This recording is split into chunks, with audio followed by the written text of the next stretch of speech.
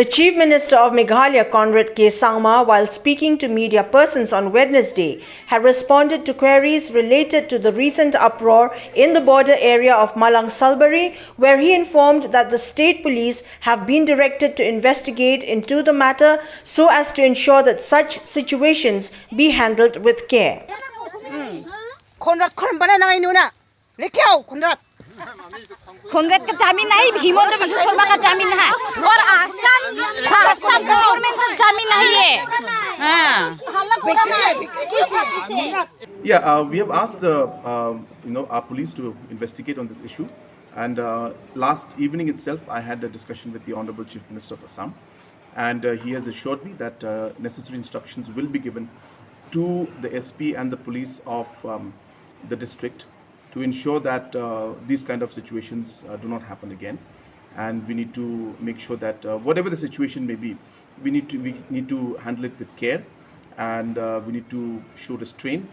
And he was also concerned about this issue, and he has assured me that he will get the necessary actions done in terms of informing them that these kind of incidents should not happen in the future, and the police will be asked and informed and instructed to maintain restraint, especially keeping in mind that discussions regarding the border issue are still on. So therefore, to avoid any kind of confusion, any aggravation of situation, these kind of acts should be avoided. On the inclusion of some villages in the list of disputed border areas, the Chief Minister of Meghalaya informed that some of those villages are already included either in Assam or Meghalaya, and therefore they are not part of the areas of differences. So when the villagers of this one village came to me, and they were very upset that they had been left out, and they said, we were always part of Meghalaya, we've always been there, how come our list was not there in the areas of the areas that were sorted out? So when that happened, I asked them, where is your village? Show me the point. So when they showed me, I told them, you are already in Meghalaya, you're never in the disputed area, and there's no question of you being sent anywhere.